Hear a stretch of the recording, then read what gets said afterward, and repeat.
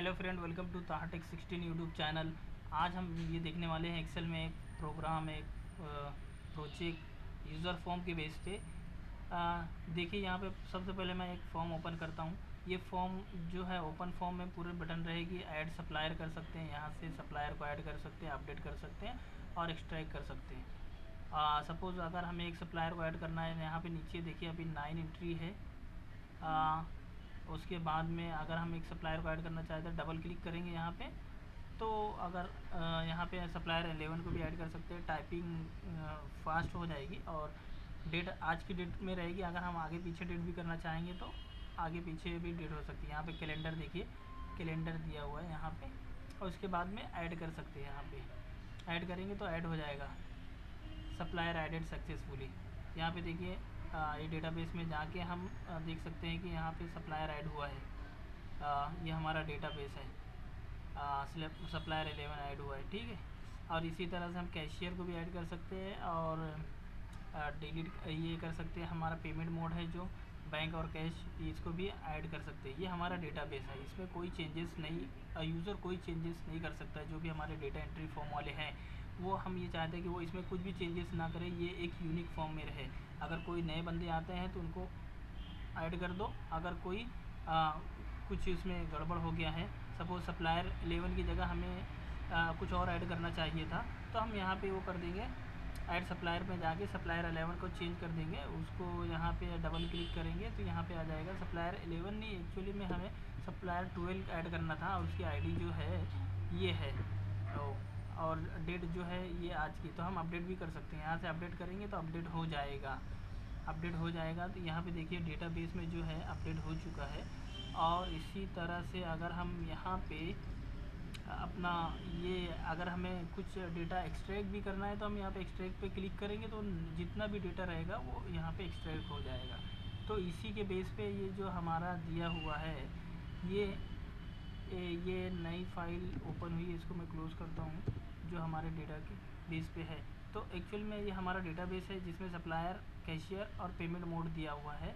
तो हमारा जो एक्चुअल में फंडा क्या है, हमारा जो मकसद क्या है, एम जो है ये देखिए ये डेट में दिया हुआ है 1 जून, ठीक है। 1 जून में अगर देखेंगे तो हमें कैशियर 1 के थ्रू इन एंड आउट, ये दो कंसेप्ट आप पकड़ के चलिए। इन एंड आउट कुछ आता है हमारे पास और हमारे पास से कुछ जाता है, ये दो कंसेप्ट पकड़ के चलिए आप, कि हमारे पास कुछ आया, इन हुआ, और हम उसको कुछ आउट कर रहे हैं, डिस्ट्रीब्यूट कर रहे हैं। तो हमारे पास ओवरऑल मंथ के एंड में कितना बिजनेस में कुछ प्रॉफिट हुआ, कुछ लॉस हुआ, कितना हमारे पास आया, कितना गया, तो वही सब है इसमें। आप देखिए सप्लायर ये कैशियर जो 1 है, कैश में हमें देता है 1 लाख रुपया, उसका टैक्स होता है इतना 7,000 रुपया होता है। और कैशियर 1 जो हमें बैंक में देता है 1 जून को, वो 50,000 रुपये देता है और उसका टैक्स इतना हुआ, ठीक है। ये जो येलो कलर के अलावा जो भी कॉलम है, इसको आप इसको कुछ भी आप ज़्यादा वो मत कीजिए। ये सिर्फ एक फॉर्मूला लगा हुआ है, यहाँ पे मंथ नंबर है और मंथ दिया हुआ है, ईयर दिया हुआ है, मंथ ईयर दिया हुआ है, ठीक है। ये हमें किस लिए हमने ये लगाया है, क्योंकि हमें अपने समरी में जो चाहिए ना, ये यहाँ पे हमने पिवट बनाया बहुत सारा, तो यहाँ पे रिफ्रेश करेंगे तो वो रिफ्रेश के लिए यहाँ पे ईयर वगैरह को हमें चाहिए, तो उसके लिए हमने वो कॉलम को ऐड किया है, मंथ को ऐड किया है। यहाँ पे हम जैसे मंथ ले लेंगे, सप्लायर ले लेंगे, ठीक है। तो यहाँ पे एक्चुअल में हमारा जो एम है ये कैशियर का हो गया। अभी मैं आपको यहाँ इनवाइस का बता देता हूँ। इनवाइस का मतलब कैशियर ने हमें 1.5 लाख रुपया दिया हुआ है। यहाँ पे देखिए कैशियर ने हमें 1.5 लाख रुपया दिया हुआ है 1 जून को, और 1 जून को हमने डिस्ट्रीब्यूट कितना किया है वो यहाँ से मालूम पड़ेगा। ये देखिए अगर मैं यहाँ पे फ़िल्टर लगाता हूँ, सामने सामने दिख रहा है, फ़िल्टर लगाने की ज़रूरत नहीं, ये सारी 1 जून की एंट्री है। तो हमने 1 जून में सप्लायर 1 को कितना दिया है, 200 यूरो दिया है, सप्लायर 2 को 300 यूरो दिया है, और सप्लायर 3 को 400, और ये 400, और ये कितना दिया है, 200 दिया है। इनको सप्लायर 1 से लेकर 5 तक को हमने कुछ अमाउंट दिया हुआ है कि इतना आप लीजिए और कुछ सामान खरीद के लेके आइए। तो उन्होंने पेमेंट जो किया है 150 का पेमेंट किया है, पार्शियल पेमेंट, और उनके पास 50 रुपया कुछ अमाउंट बचा हुआ है, 50 यूरो रुपया है, ये कुछ भी का यहाँ पे यूरो है, यूरो कंसीडर कर लीजिए आप, रुपया कंसीडर कर लीजिए। ये चेंज करने में कुछ भी इश्यू नहीं है। यहाँ से आप जाके उसका डॉलर वगैरह जो भी है चेंज कर सकते हैं। अभी समझो यूरो है, तो यहाँ पे ये देखिए अभी जो इसका अमाउंट का जो टैक्स था वो टैक्स G2 के इस पे से कंसिडर किया गया है। यहाँ पे जो 200 रुपये है तो उसका 7% के हिसाब से 14 हो जाएगा, 14 रुपीज़ हो जाएगा। समझो अभी रुपीज़ में इसको कंसिडर कर रहे हैं, ठीक है, रुपीज़ में, इसलिए क्या वी आर इंडियन, ठीक है, तो रुपीज़ में बोलने में आसानी हो जाती है। तो समझो ये रुपीज़ हो जाएगा, इतना 14 रुपीज़ हो जाएगा। तो उसके बाद में और ये सप्लायर 1 जो है उसको कैश के थ्रू हमने दिया है, उसका जो इनवाइस था वो इनवाइस नंबर 1 है और उसको 200 अमाउंट दिया गया है, 1 तारीख को दिया गया है और उसका पार्शियल अमाउंट जो है उसने जो पेमेंट किया हुआ है वो 150 किया हुआ है। अभी उसके पास में 50 रुपीज़ बचा हुआ है और उसका टैक्स, टोटल टैक्स 14 रुपीज़ था, सपोज 14 रुपीज़ था। और कैशियर किसने दिया है सप्लायर 1 को? तो कैशियर 1 ने दिया है। कैशियर की आईडी क्या है? ये आईडी वी लुकअप से आ रही है, देखो ये यहाँ पे जितना येलो कलर को छोड़ के जितना भी कलर है, जो दूसरा कलर है वो फॉर्मूला है, ये आपको करने की ज़रूरत नहीं है, ऑटोमेटिक आ जाएगा। कैशियर की आईडी क्या है, सप्लायर की आईडी क्या है, कैशियर पेमेंट मोड क्या था जो सप्लायर 1 को दिया गया है, कौन से मंथ में दिया गया है, मंथ नंबर क्या था, मंथ क्या है, ईयर क्या है, और यहाँ पे कॉन्कैटिनेशन किया गया है दोनों का, ठीक है। तो हमें एक्चुअल में ओवरऑल जो समरी देखना है मंथ के एंड में कि कैशियर 1 के थ्रू हमने कितना कैश लिया है। जितने भी कैशियर रहेंगे, अभी एग्जांपल के तौर पे यहाँ पे कैशियर 1 है, बहुत सारे कैशियर हो सकते हैं, 100 कैशियर हो सकते हैं, अलग अलग कैशियर हो सकते हैं। आपका बड़ा बिजनेस है तो बिज़नेस के हिसाब से अलग अलग कैशियर हो सकते हैं, एक ये ब्रांच से, एक दूसरे ब्रांच से, एक तीसरे ब्रांच से।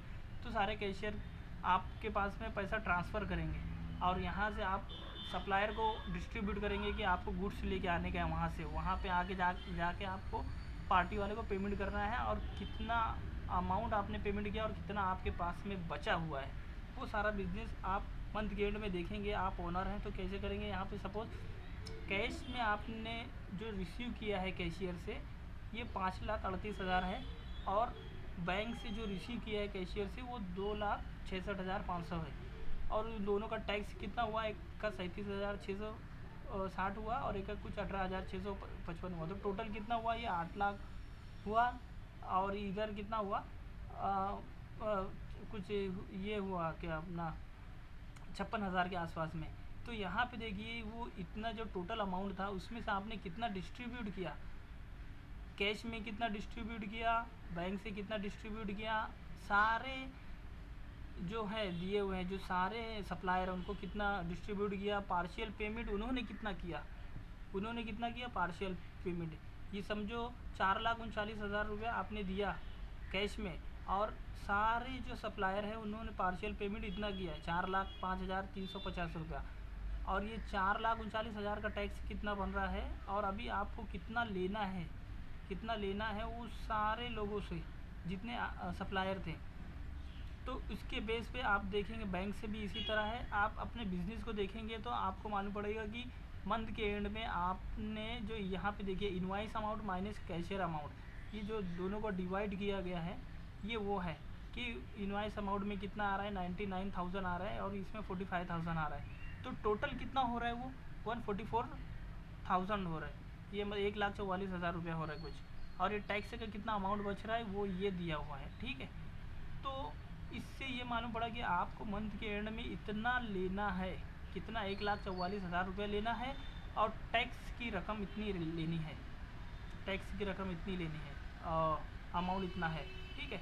तो उसके बेस पे यहाँ से रिफ्रेश समरी करेंगे तो रिफ्रेश हो जाएगा। यहाँ पे और सारे पिवट दिए हुए हैं कि कैशियर के हिसाब से अगर हमको देखना है कौन सी डेट में कैशियर ने कितना दिया है, कैशियर 1 ने कितना दिया है कौन सी डेट में, तो वहाँ से हम देख सकते हैं। यहाँ पे कैशियर वर्सेस ईयर वाइज और बैंक और कैश का हम देख सकते हैं डिटेल, और यहाँ पे देख सकते हैं कि कौन से ईयर में कौन से मंथ में कितना अमाउंट कैशियर के थ्रू आया हुआ है, ये देख सकते हैं यहाँ पे। और रिफ्रेश समरी करेंगे तो यहाँ पे तो पूरा रिफ्रेश हो जाएगा, ठीक है। तो यहाँ पे एक्चुअल में हमारा जो एम है वो ये है कि कोई भी नया बंदा आएगा तो ये कुछ भी यहाँ पे जो डेटाबेस की फ़ाइल है ना, यहाँ पे कुछ भी छेड़छाड़ नहीं करना चाहिए। यहाँ से कुछ एडिट नहीं करना चाहिए, यहाँ से कोई डिलीट नहीं करना चाहिए। जो हमारा यहाँ पे रहेगा सप्लायर और कैशियर में वो यूनिक रहना चाहिए। मिसाल के तौर पे फॉर एग्जांपल अगर हम यहाँ पे एंट्री करते हैं, अगर यहाँ पे हम एंट्री करते सप्लायर 5 है तो सप्लायर 5 को ऐसे भी लिख सकते हैं। कोई बंदा आएगा आपके एक ब्रांच वाला डेटा एंट्री का वो कर रहा है, वो सप्लायर 5 ऐसे लिख देता है। दूसरा बंदा सप्लायर 5 को ऐसे लिख देता है सप्लायर 5। तीसरा बंदा आता है फिर सप्लायर _5 लिख देता है, ठीक है। चौथा बंदा आता है वो SUPP लिख के फिर _5 कर देता है, ठीक है। और पांचवा बंदा आता है वो पूरा लिखता है सप्लायर फिर 5 लिख सकता है। तो बहुत सारी कैटेगरी आएगी इसके अंदर में। कम से कम हम लिख सकते हैं कुछ 20 से ऊपर तरीके से लिख सकते हैं। तो ये कन्फ्यूज़न हो जाएगी बाद में। आपको मंथ के एंड में क्या करना पड़ेगा, ये जो है यहाँ से ऐसा फ़िल्टर लगाना पड़ेगा, फिर इसके ऊपर डेटा के ऊपर भी वर्क करना पड़ेगा आपको। कैसे करना पड़ेगा, सप्लायर 1 ये सप्लायर 5 है, ये भी सप्लायर 5 है, ये 5 है, ये 5 है। तो उसको आपको ऐसा करना पड़ेगा कि सारे को मैं एक जैसा बना दूँ। और एक जैसा बनाने के लिए आपको यहाँ पे जाना पड़ेगा, डेटाबेस में देखना पड़ेगा कौन से फॉर्मेट में है। अच्छा हाँ, ये फॉर्मेट में हमें बनाना है। तो ये सब काम बढ़ जाएगा और डेटा में जो है ना ये मतलब क्या बोल सकते हैं, एक जैसा डेटा नहीं रहेगा। और आप या तो ऐसे करेंगे, फ़िल्टर लगाएंगे, फाइंड करेंगे कि जिसमें 5 आ रहा है वो दिखा दो, तो ये 5 वाले को आप एक जैसा बना देंगे, ऐसा करेंगे आप।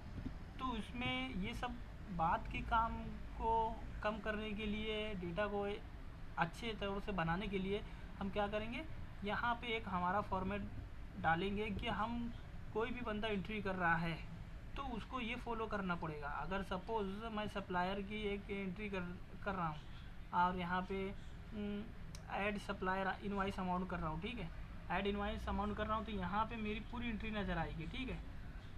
यहाँ पे ये देखिए सपोज़ 150 हमारे पास एंट्री है। अगर मैं चाहता हूँ कि कुछ नई एंट्री करूँ तो हम डबल क्लिक करेंगे तो ये सारा आ जाएगा। इसके ऊपर अपडेट भी कर सकते हैं, लेकिन हमें सपोज़ सप्लायर 5 का है तो जितने भी सप्लायर रहेंगे ना हमारे डेटाबेस में वही शो होंगे। अगर हमें दूसरा सप्लायर सपोज़ सप्लायर 13 के बारे में एंट्री करना है तो हम यहाँ पे 13 को ले ही नहीं सकते यहाँ पे, क्योंकि हमारे पास सप्लायर 13 है नहीं। उससे पहले हम क्या करेंगे, ऐड करेंगे। क्या करेंगे, सप्लायर में ऐड करेंगे। हमारे पास सप्लायर 13 नहीं है तो हम सप्लायर 13 में जाएंगे, कुछ भी एक क्लिक कर देंगे, उसका आईडी देंगे कि हाँ ये क्या है, सप्लायर 13 को ऐड करो, इसके आईडी ये है सपोज़, हाँ, और आज की डेट में ऐड किए, ये ऐड कर दिए। उसके बाद में अगर हम एंट्री करना चाहेंगे ना तो कर सकते हैं ऐड सप्लायर, ये सप्लायर ऐड इनवॉइस करेंगे। अब यहाँ पे सप्लायर 13 दिखेगा आपको, देखिए यहाँ पे सप्लायर 13 दिखेगा, ठीक है, डेटाबेस में। अगर कोई भी हम एंट्री को एक ऐड करना चाहेंगे, यहाँ पे सपोज़ हम डबल क्लिक कर दिए, अगर हम टाइपिंग में वो करते हैं लेज़ी है सपोज़, तो हम ये कर सकते हैं। तो यहाँ से हम लेंगे कैसा, सप्लायर 13 कर दिए, यहाँ से हम चेंज कर देंगे हमारे पास जो भी है मोड। बैंक से सपोज़ कैश है, कैश ले लेंगे, इनवॉइस नंबर कितना दिया हुआ है वो इनवॉइस नंबर ले लेंगे अपने हिसाब से। इनवॉइस अमाउंट कितना दिया हुआ है यहाँ पे देखिए, ये देखिए यहाँ पे मैं कुछ अलग एंट्री भी कर देता हूँ। हाँ, जैसे ये इनवॉइस अमाउंट में नहीं रहेगा, ठीक है। अभी मैं इसको ऐड करना चाहता हूँ तो ये ऐड भी नहीं होगा। प्लीज़ इंटर करेक्ट अमाउंट, ठीक है, करेक्ट अमाउंट। यहाँ पे मैं इसको ऐड कर दिया सही से। यहाँ पे मैंने कुछ इसमें अपना दिमाग लगा दिया, यहाँ पे कुछ अलग अलग स्टाइल से कर दिया, क्योंकि हमारे पास पॉइंट में एक ही बार रहेगा ना। ये तो URL एड्रेस की तरह हो जाएगा, IP एड्रेस की तरह हो जाएगा। ये देखिए, या please inter correct partial amount. तो यहाँ पे अगर हमें करना है तो ये ले लेगा पार्शियल अमाउंट। जो हमें समझो हमें ये 1600 करना है तो हम यहाँ पे 1600 करके फिर 01 ऐड कर सकते हैं, 1600.0। हाँ, तो ये ऐड कर देगा। यहाँ पे देखिए 151 यहाँ पे चाहेंगे तो ऐड हो जाएगा, रिकॉर्ड एडेड सक्सेसफुली। ये यहाँ पे देखिए ये रिकॉर्ड ऐड हो चुका है 151 में 1600, ठीक है। अभी हमारे डेटाबेस में भी जाएंगे ना तो हमारे डेटाबेस में भी ऐड हो जाएगा, यहाँ सॉरी एंट्री में भी ऐड हो जाएगा, ऑटोमेटिकली ऐड हो जाएगा। यहाँ पे देखिए ये सारा कुछ ऑटोमेटिक ले लेगा, फार्मूला ले लेगा। यहाँ पे देखिए सब फार्मूला ले लिया है, कौन से सप्लायर के थ्रू, कौन से कैशियर के थ्रू, कितना अमाउंट था, ठीक है। अभी यहाँ पे देखिए कुछ 1600 अमाउंट है, टैक्स कितना आ रहा है, 140 रुपये आ रहा है। बाकी का 400 अमाउंट है, ये हमने गलती से एंट्री कर दिया। हम क्या करेंगे, वापस से इसको अपडेट करना चाहते हैं तो यहाँ पे ऐड इनवॉइस पे जाएंगे, लास्ट जो हमारी एंट्री है वो एंट्री पे जाएंगे, और हमने गलती से कुछ कर दिया तो हमें वहाँ से कुछ नहीं करना पड़ेगा, हमें यहीं से करना पड़ेगा सारा कुछ। ये एक्चुअल में ये 1500 था, हमने 1600 डाल दिया, तो उसके हिसाब से टैक्स कैलकुलेट कर देगा। अपडेट करेंगे, रिकॉर्ड अपडेट सक्सेसफुली हो जाएगा।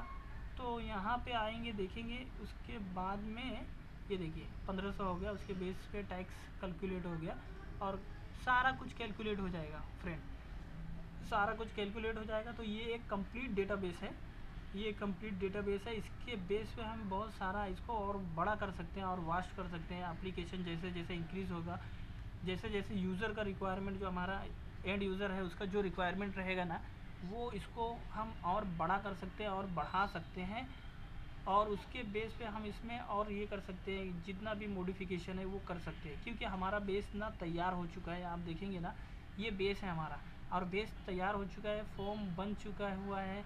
ये देखिए यहाँ पे 2 4 5 फॉर्म बन चुका हुआ है। हाँ, तो सारा फॉर्म बन चुका है और उसमें ऐड अपडेट डिलीट भी हो रहा है। अगर यूज़र को डिलीट भी चाहिए तो हम डिलीट को भी ऐड कर सकते हैं, ठीक है। तो आने वाली वीडियो में मैं आपको ये बताऊंगा कि किस तरह से इसकी कोडिंग की जाएगी। मैं आपको बिहाइंड में दिखा देता हूँ कोडिंग में, ठीक है। हम इसके ऊपर ना पूरी कोडिंग करेंगे शुरू से लेकर आखिरी तक। मैं यहाँ पे आपको कोडिंग दिखा देता हूँ कुछ मैक्सिमाइज़ करके। यहाँ पे देखिए ये MDI फॉर्म है जो मेन फॉर्म है, उसके बाद में इसकी कोडिंग वगैरह कैसे की है, ठीक है। और पेमेंट मोड में कैसे कोडिंग की गई है। अगर हम इसका व्यू करेंगे, कैशियर का कैसे किया हुआ है, कैशियर की कोडिंग क्या हुई, इसके अंदर मॉड्यूल भी मैंने बनाया हुआ है। ये मॉड्यूल्स कब कॉल करेगा, किसको कॉल करेगा, क्या फंक्शन रहेगा, ठीक है फ्रेंड। तो आने वाली वीडियो में हम इसको शुरुआत से कोडिंग करेंगे और देखेंगे कि कैसे एक एक्सेल में डेटाबेस बनाया जाता है, कैसे एक एक्सेल में पूरा फंक्शन बनाया जाता है। अगर छोटा बिजनेस है तो हम अपने एक्सेल पे भी अपना बिजनेस को कंटिन्यू कर सकते हैं, हमें कोई सॉफ्टवेयर की ज़रूरत नहीं रहेगी। लेकिन ये है कि सिर्फ फंडा क्लियर होना चाहिए। अगर फंडा और एम हमारा सही है तो हम अपने बिजनेस को एक्सेल पे भी बहुत अच्छी तरह से कर सकते हैं और इसका भी बहुत वास्ट में यूज़ होता है। तो उम्मीद है ये वीडियो आपको पसंद आई होगी। पसंद आई है तो इसे लाइक और शेयर ज़रूर करना, चैनल में नए हैं तो सब्सक्राइब करना नहीं भूलना। हम इसकी सीरीज़ वीडियो लेके आएंगे जिसके ऊपर से हम पूरी कोडिंग करेंगे और एक स्टेप बाय स्टेप देखेंगे। मेरे साथ बने रहिए। Thank you very much friend, have a good day, bye. हम मिलेंगे फिर।